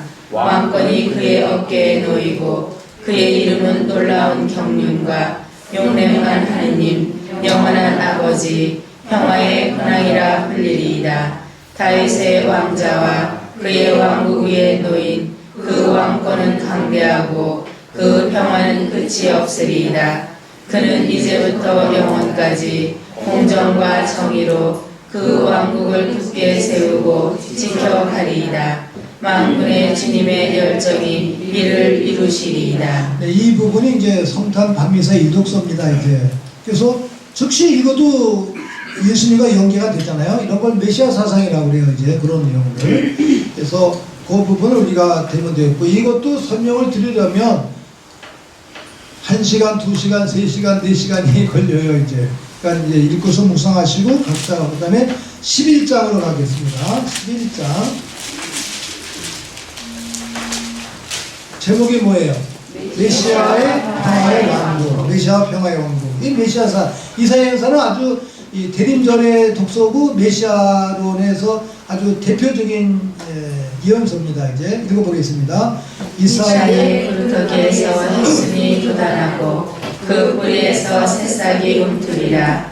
그 위에 주님의 영이 머무르리니 지혜와 슬기의 영, 경륜과 용맹의 영, 지식의 영과 주님을 경외합니다. 그는 주님을 경외함으로 흐뭇해하리라. 그는 자기 눈에 보이는 대로 판결하지 않고 자기 귀에 들리는 대로 심판하지 않으리라. 힘없는 이들을 정의로 재판하고 이 땅에 가련한 이들을 정당하게 심판하리라. 그는 자기 입에서 나오는 막대로 물의 배를 내치고 자기 입술에서 나오는 바람으로 아기를 죽이리라. 정의가 그의 허리를 두르는 띠가 되고 신의가 그의 몸을 두르는 띠가 되리라. 늑대가 새끼 양과 함께 살고 표범이 새끼 염소와 함께 지내리라. 송아지가 새끼 사자와 더불어 살쪄가고 어린아이가 그들을 몰고 다니리라. 암소와 곰이 나란히 풀을 뜯고 그 새끼들이 함께 지내리라. 사자가 소처럼 여물을 먹고 젖먹이가 독사물 위에서 장난하며 젖 떨어진 아기가 살무사 불에 손을 디밀리라. 나의 거룩한 산 어디에서도 사람들은 약하게도 해독하게도 행동하지 않으리니 바다를 덮는 물처럼 땅이 주님을 알므로 가득할 것이기 때문이다. 네, 이제 몇 규절인데 첫 번째가 이 메시아와 평화의 왕국인데 여기서 이제 성령 7은의 성서적인 근거입니다. 이제 이사이의 구루터기, 이사이가 누구예요? 다윗의 아버지. 다윗이 훌륭하니까 아버지가 이렇게 영광을 받습니다. 이제 그래서 옛날엔 예세, 왜 그 성가에도 예세의 지파에 그랬죠. 옛날엔 그걸 번역할 때 예세인데 요새는 또 원발음 따라서 이사이, 예세 다 같은 말입니다. 예세의 구루터기에서 햇순이 돋아나고 그 뿌리에서 새싹이 돋으리라. 이거는 다윗 왕조에 대한 예편입니다만 나아가서 메시아에 대한 예고이기도 하는 거예요. 그 위에 주님의 영이 머무리니 유다인들은 히브리 사람들은 항상 강조어법 쓸 때 두 개 반복을 했어요. 반복어법이에요. 지혜와 슬기의 영 한짝이죠. 경륜과 용맹의 영 한짝. 지식의 영과 주님을 경외합니다. 그러면 몇 개예요? 둘, 셋, 둘. 그러니까 몇 개? 6개예요. 그렇죠? 6개입니다. 그런데 이거를 그리스어로 번역을 할 때 맨 뒤에 주님을 경외함, 그는 주님을 경외함으로 흐뭇해지리라. 다시 한번 반복이 되었잖아요. 그렇게 반복된 것을 같은 단어를 쓰지 않고 우리는 지금은 주님을 성령 칭할 때 슬기와 지혜, 슬기, 용맹, 또 뭐죠? 두려움과 경외라고 되어 있나? 맨 뒤에 7가지 은혜. 수녀님은 뭐 배우세요? 지혜와 슬기와 용맹과 굳셈과 지식과 효경과 두려움이니라. 효경과 두려움. 효경. 우리 부모님께 대한 효심과 같이 효경과 두려움을 나눠서 번역을 한 거예요. 그래서 7이 된 거예요. 사실 6개, 둘 해서 6인데 6이라는 단어보다 그 효경이란 여기랑 경외란 단어가 너무 깊으니까 하느님을 경외도 하지만 또 어렵기도 한 거예요. 그래서 효경과 두려움이란 두 단어 번역이 7이 되어버린 거예요. 그래서 성령 7이 된 겁니다. 7이 훨씬 숫자가 좋잖아요. 요게 성령 7은의 성서적인 근거입니다. 이제 그게 그리스어로 번역이 될 때 그렇게 7비가 되었습니다. 나머지 5절에 나온 두 번째 경외함이 두려움으로 이제 바꿔서 번역이 된 거죠. 이제 그런 내용들 아시면 좋고, 그런 주님의 영이 내리시는데 이렇게 영을 받게 되면 어떻게 세상이 바뀌어지는 거예요. 그 메시아 왕국의 특징은 우리 동물의 세계 알지만 동물은 약육 강식의 현장이잖아요. 그렇지 않다. 보세요. 늑대가 새끼 양과 함께 살고 표범이 새끼 염소와 함께 지내리라. 6절입니다. 송아지가 새끼 사자와 더불어 살쪄가고 어린이가 그들을 몰고 다니라. 암소와 곰이 나란히 풀을 뜯고 그 새끼들이 함께 지내자. 사자가 소처럼 여물을 먹고 전문이가 독사의 굴에 장난하며 어린이가 독사의 굴에 손을 넣어도 독사가 안 물어. 젖떨어진 아이가 살무사굴에 손을 디밀리라. 이런 일이 있을 수 있어요? 있을 수 있어요? 없어요? 없어요. 근데 있다 그러는 거예요. 예언자는. 바로 그게 메시아 왕국, 평화의 왕국이다. 불가능이 없다. 이런 꿈을 꿔라. 잡아먹는 게 끝난다. 이제 항상 어울려 사는 그러한 불가능한 것이 이루어지는 것이 메시아 왕국, 평화의 왕국이다. 이 꿈 같은 이야기를 예언자가 이야기하고 있는 겁니다. 우리 그리스도인들은 그런 꿈을 이해하고 실천하는 사람이 되어야 돼요. 그러니까 이런 전쟁을 부추기는 사람들과 맞서 싸워야 되는 거예요. 맞서. 저도 이제 깨달았습니다만 사실 한국 같은 경우에 우리 신학생들은 군대 나가는 거 거부해야 돼요. 사목 헌장에서는요, 양심껏 내가 총을 잡을 수 없다, 군대 못 나가겠다 그러면은 그 양심을 존중해야 된다. 대체병력 다르게 사회에 봉사하도록 해라. 그게 우리 교회의 결정의 가르침입니다. 우리 주교들이 싸웠어야 되는 거예요. 근데 우리는 분단 때문에 그걸 못 싸웠잖아요. 또 싸우는 사람은 여호와의 증인뿐이야. 여호와의 증인. 여호와의 증인 그 부분에서는 훌륭합니다. 평화를 위해서는 나는 총을 잡을 수 없다. 군대 안 나가겠다. 그럼 감옥을 가잖아요. 대단한 사람입니다. 이제. 근데 우리 가톨릭은 2000년 동안 많은 세월을 거쳤기 때문에 그냥 다 알아요. 그냥 너도 좋아, 너도 좋아, 다 껴안아. 도둑놈도 좋아, 강도도 좋아. 계속 가톨릭이 보편이야. 보편 다 들어오는 거야. 너도 나도 껴안고. 그래서 일제 폐망이 된 다음에 친일파들이 가톨릭으로 많이 온 거예요. 그때 목사님들이 많이 왔거든. 막 단죄하니까 가톨릭은 다 받아들였어. 우리가 어려서 배울 때는 가톨릭이 진리의 종교이기 때문에 목사님들이 왔다고 가르쳤어요. 우리가 대신학교 때 국어 선생님이 목사님이셨어요. 그런데 지금 역사를 보니까 그 개신교에서 막 쫓겨내다 보니까 가톨릭 도망으로 온 거야. 우리는 고등한 사람 다 껴안았어요. 물론 우린 바다 같아서 후정물도 보고 다 껴안아. 그런데 어떤 때는 식별해야 될 때도 있다라는 거죠. 이제 그런 식의 내용들 다 껴안는 건 좋은데 껴안 때 또 정화시킬 건 정화시켜야 된다. 이런 내용들. 하여간 이 전쟁에 대한 것은 단호히 반대해야 됩니다. 이제. 근데 우리는 분단 때문에 거기에 다 종속이 되어 있습니다. 이제 그런 내용들 가슴이 아프네요. 이런 내용들 되새기면서 정말 예언자가 말씀하신 평화, 하느님이 제시하신 평화는 무엇일까? 이렇게 곰곰이 생각해 볼 필요가 있겠죠. 그런 내용들. 대체로 이제 전반부에서는 그 다음에 이제, 요런 거 보시면 이제 보세요. 12절 보시면, 유배자들의 귀향, 10절 보시면, 아직 귀향 안 갔어요. 근데 이제, 이건 후대 학자가 이제 조금 삽입한 것이죠. 그 다음에 이제 13장을 보실까요? 바빌론의 멸망. 아직 바빌론은 지금 나타나서 아시리아가 지금 흥성하고 있는 데인데 바빌론 멸망까지 예고하고 있는 겁니다. 이제 그런 내용들. 예, 그래서 그 다음에 이제 14장 보실까요? 14장. 이스라엘 귀향. 유배 갔다가 벌써 돌아오는 거예요. 이런 내용들은 유배 이후의 내용들도 이 전시대에 조금 포함된 부분이 있다. 그래서 그 앞뒤를 보면서 식별해야 되겠죠, 이제. 그런 내용들 쭉 건너뛰면서 보고 그 다음에 21장 바빌론 멸망까지 있습니다. 이제 그러고 나서 39장까지 쭉 지나가겠습니다.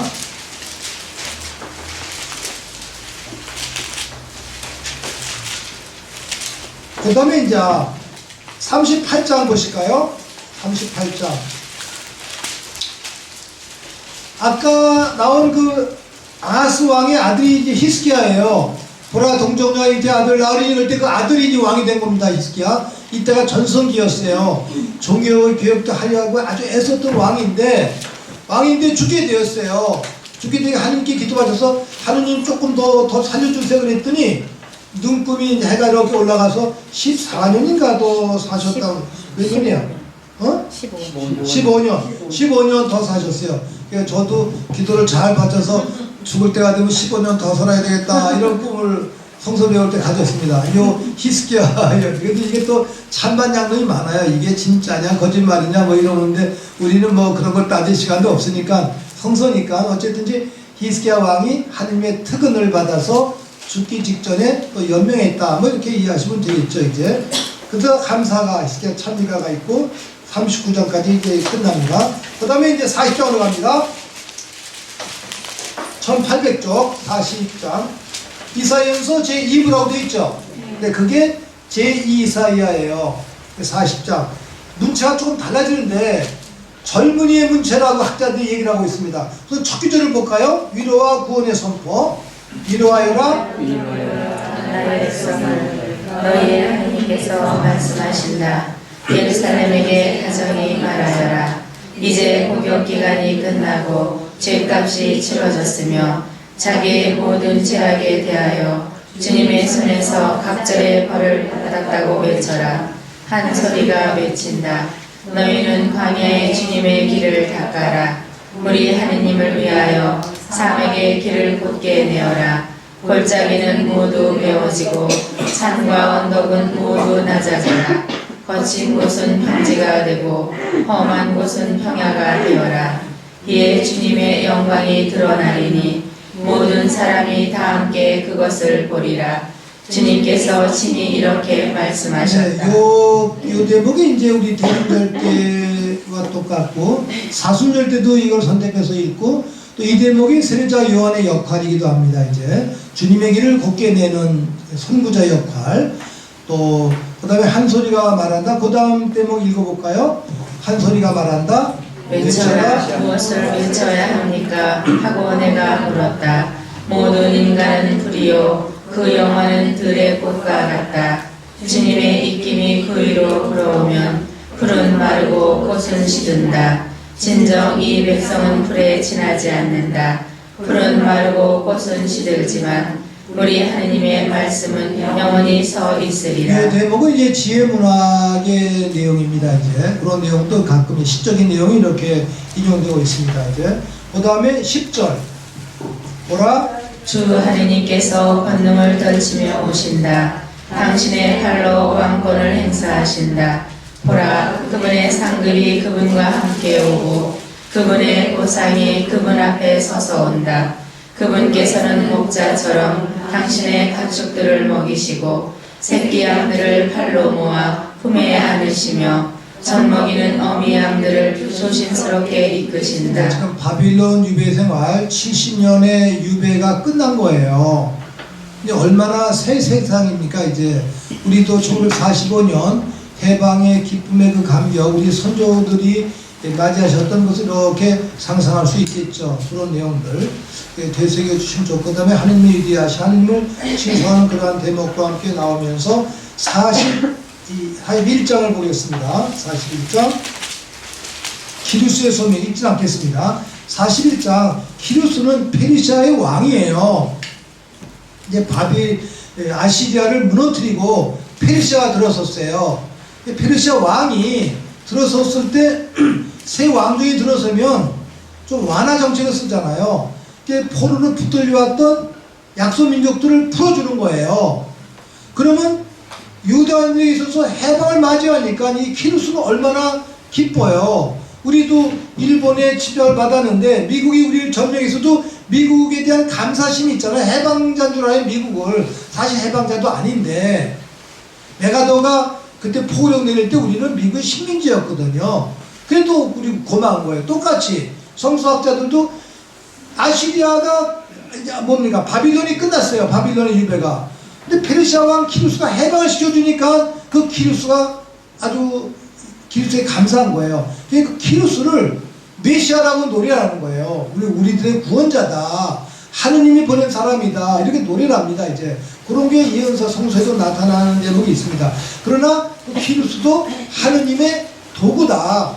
하느님이 허락하셨기 때문에 페르시아 왕이 바빌론을 무찌르고 우리 유다를 해방시켜 주는 것이다. 뭐 그런 내용들을 해석이 나오고 있습니다. 이제 그 주님만이 하느님 등등이고, 그 다음에 이제 42장 보세요. 주님의 종의 첫째 노래. 원래 야훼의 종인데 야훼라는 단어를 유다인에 대한 배려 때문에 우리 바티칸에서 사용하지 않기로 했어요. 야훼는 하느님의 이름을. 그래서 유다인들은 야훼란 말을 발음도 못해요. 우리가 아버지의 이름을 못 부르듯이. 근데 우리는 막 야훼는 나의 종, 야훼는 나의 목자 막 하니까 유다인들이 야, 너 우리는 야훼 하느님의 이름도 못 부르는데 이렇게 막 부르도 돼? 항의하니까 바티칸 경제 전례성서에서 모든 데 이제 공문을 내려보냈어요. 야훼란 대신 각 나라에서 주님이라는 말로 다 바꿔라. 영어는 로드 뭐 이런 식으로 좀 다 바꾼 겁니다. 이제 그때는 야훼라고 했고 성가집도 다 지금 바꿨죠. 그런 내용인데 원래는 야훼 종의 노래로 되어 있습니다. 근데 이거 주님의 종이라고 되어 있죠. 이 4개의 노래가 있는데 이 4개의 노래 다 슬픔의 노래인데 고난을 견뎌서 이겨내야 된다라는 그런 의미예요. 바빌론의 70년의 유배를 겪고 난 신학적인 해석입니다. 그럴 때 이 야훼 종은 누구인가? 대체로 신학자들은 3가지 관점에 해석을 하고 있어요. 이 야훼 종은 아브라함에서부터 성실하게 살았던 모든 예언자들, 아브라함, 이삭, 야곱, 모세의 예언자들, 이런 분들의 삶이 바로 주님의 종이다. 어떠한 고난을 받아도 우리가 이겨내면 거기에는 축복이 따른다. 아름다운 열매가 따른다. 이런 내용이 밑에 깔려 있습니다. 이제. 그리고 또 하나 덧붙여서 얘기를 한다면 그 야훼의 종은 바로 이사야 예언자 자신이도 한 거예요. 자신의 이야기예요. 그리고 좀 확대 해석을 하면 두 번째는 이 야훼의 종은 이스라엘 민족 공동체, 유다 민족 공동체, 민족 전체를 가리키는 거예요. 우리도 왜 자기 개인의 고통이 있습니다만 우리 민족 한반도의 고통, 민족의 고통, 공동체를 해설하지 않습니까? 이스라엘 백성 전체를 가리키는 것이다. 야훼의 종. 어떤 고난과 고통도 억압도 견디어서 이겨내야 된다 하는 게 신뢰하면서 그런 가르침이 있고, 그 다음에 이제 세 번째가 메시아적인 해석이에요. 이 야훼의 종은 누군지 모르지만 미래에 오실 그분, 미래에 오실 그분, 그래서 우리 모두를 보내준 그분이다. 그래서 우리가 이 야훼의 종의 첫 번째 노래, 두 번째 노래, 세 번째 노래, 네 번째 노래를 이 사순절 성주간 월요일, 월, 화, 수 그리고 금요일 날 이걸 읽습니다. 율법서에서. 그래서 이제는 세 번째 메시아론 의미에서는 바로 예수님과 연계해서 이 야훼의 종을 읽고 있다. 십자가에 못 박혀 돌아가신 예수님에 대한 내용들. 근데 저도 뭐 가끔 이제 회의도 있고 우리끼리 뭐 따지기도 하고 하지만 사실 십자가 예수님 앞에서는 항복이잖아요. 이렇게 묵상하면서 이겨내고 또 어떤 때는 저도 이제 실망하고 좌절하고 어떤 때 포기를 합니다. 이제 그러면서도 예수님이 이놈아 뭐 야단치시는 거예요. 그런 내용들도 있고, 지금 뭐 이 우리 시대 이거 정말 사실 우리 나라 이거 정말 나라 아니에요. 근데 이게 의분으로만 안 되잖아요. 분노로만 안 되잖아요. 이제 그러면 때를 기다리는 자세. 그러다가 제가 요새 청년들하고 강의 다니는데 청년들도 다 좌절하고 있으니까 저는 희망을 줘야 되잖아요. 그래서 제가 이렇게 얘기를 합니다. 이 대림절이라는 것은 미래를 사는 방법이다. 미래를 사는 거다. 이미 메시아가 오셨다. 구원이 이루어졌다.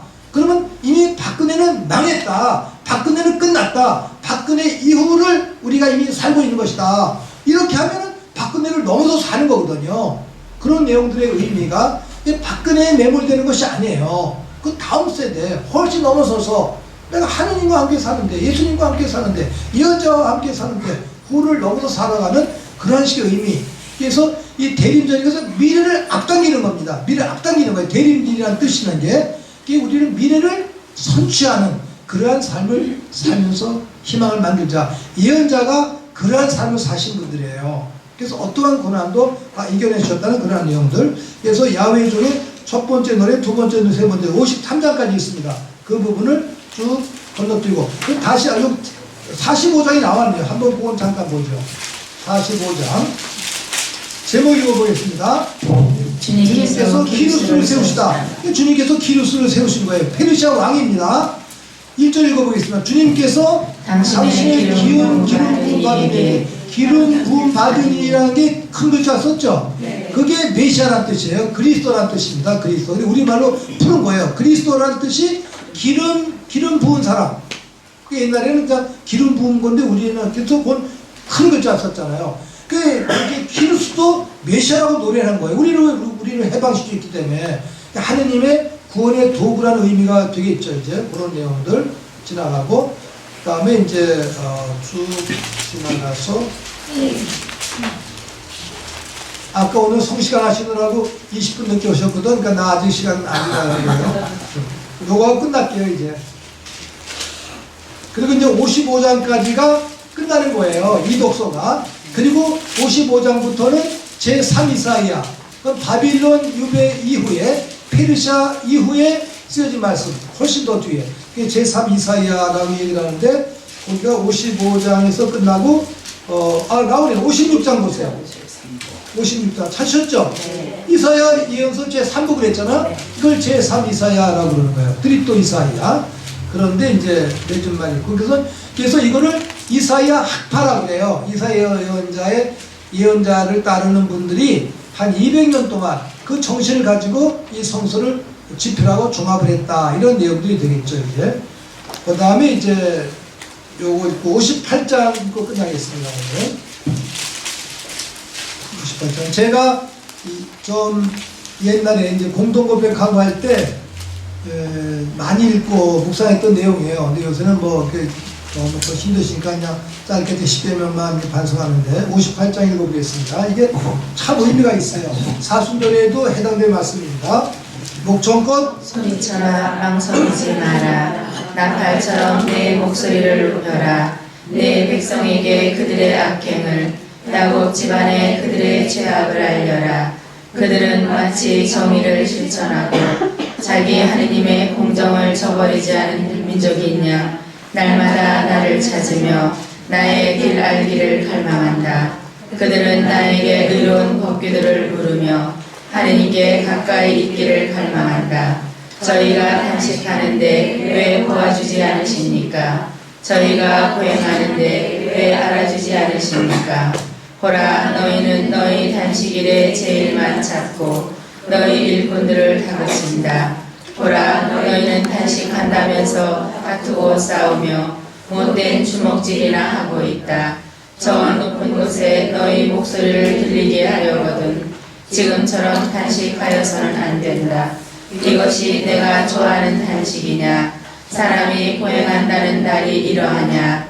제 머리를 볼불처럼 숙이고 자루과 먼지를 깔고 눕는 것이냐? 너는 이것을 단식이라고 주님이 반기는 날이라고 말하느냐?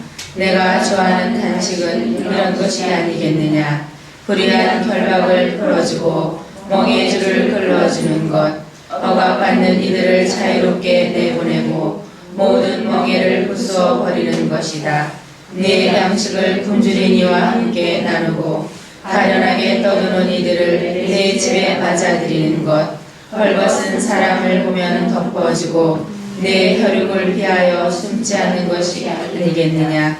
그리하면 너의 빛이 새벽빛처럼 터져 나오고 너의 상처가 곧바로 아물리라.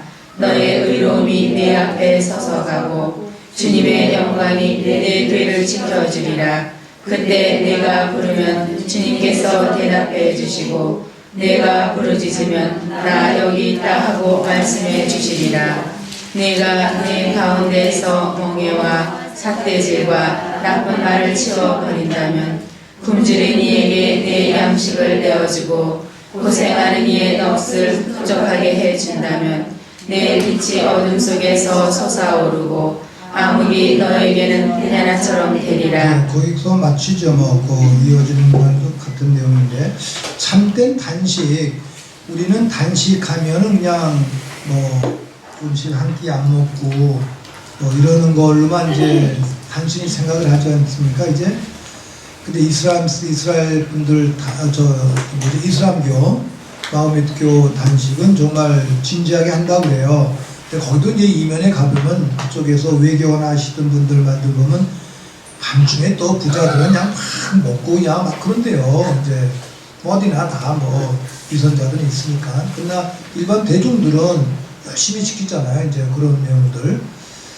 그런데 사실은 단식은 한 끼 굶음으로써 내가 배가 고프고 또는 안 먹으면서 죽음을 좀 앞당겨 체험하는 그런 내용들, 또는 그리스도의 죽음에 참여하는 방법이죠. 이제 독일 같은 경우는 이게 사순절 때 단식해서 모은 게 미세레얼 자선단체, 대림절의 속죄에서 모은 돈이 아베니아, 주님의 나라가 임하소서 그런 단체. 우리는 이제 서울교구에서 이제 한마음 운동도 있고 그러는데, 그렇게 모아진 그 돈이 또 제대로 과연 쓰여지는가라는 그런 의문이 있습니다. 이제 그런 내용들. 그러나 어쨌든지 내가 단식을 해서 자손과 연계가 돼야 돼요. 내가 단식한 그만큼 모아서 가난한 사람을 도와줘야 되는 거예요. 한 번 단식하고 그 다음 끼 2끼 먹으냐, 한 번 단식하고 그 다음에 그냥 더 맛있는 거 3배를 먹어. 그거 아무것도 아니라고 사실은. 근데 그런 단식의 개념. 그런데 예언자는 그뿐이 아니에요. 단식은 정의롭게 살아야 된다. 욕하면서 싸우면서 단식, 하나님을 참면 웃기는 거다. 단식은 불의한 정치와 싸우는 거다. 감옥에 갇혀있는 사람들 풀어줘라. 억울하게 갇혀있는 사람들 풀어줘야 된다. 굶주린 사람에게 먹고